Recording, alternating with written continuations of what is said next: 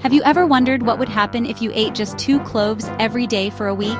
Hey everyone, I'm Uzoma, and for the past 7 days I've been doing exactly that. No mixing with foods or drinks, just the cloves, plain and simple. Cloves have been used in traditional medicine for centuries. Everything from toothaches to digestion. I wanted to cut through the noise and see for myself, the science and the day-to-day feel. Stick around. We'll go day by day and separate fact from fiction.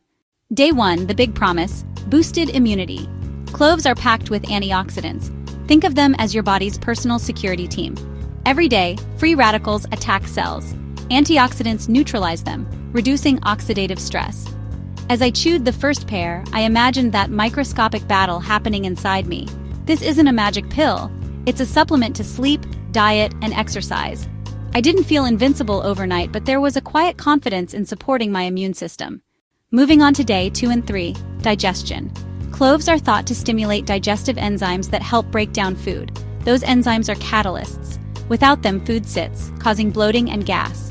Bloating, gas, indigestion. I noticed less post-lunch bloating. Not dramatic, but a clear, subtle improvement. Science suggests a plausible mechanism via eugenol increasing gastric mucus. Alright, the effect you'll notice almost immediately. Fresher breath. Chewing a clove is intense. Warm, slightly sweet, a little bitter, very strong. Eugenol is a natural antiseptic. It targets the bacteria that cause bad breath. It's basically nature's mouthwash, and it lasts longer than a mint.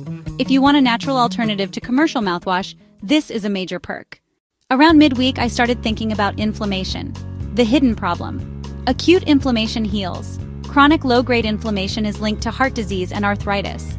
Cloves contain eugenol and flavonoids that inhibit inflammatory signaling.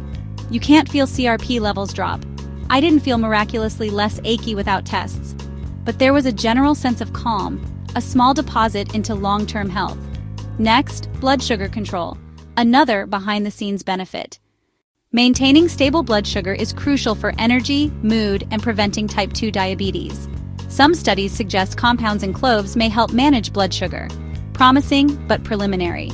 Certain compounds can mimic insulin effects or improve insulin-producing cell function, enhancing glucose uptake. Let me be crystal clear. Cloves are not a treatment for diabetes. Don't replace medicines with a spice. I didn't notice dramatic energy shifts during the week, but it's a subtle supportive effect long-term. Day 6, time to check the liver. Your liver is the body's filter. It metabolizes drugs, produces bile, and detoxifies blood.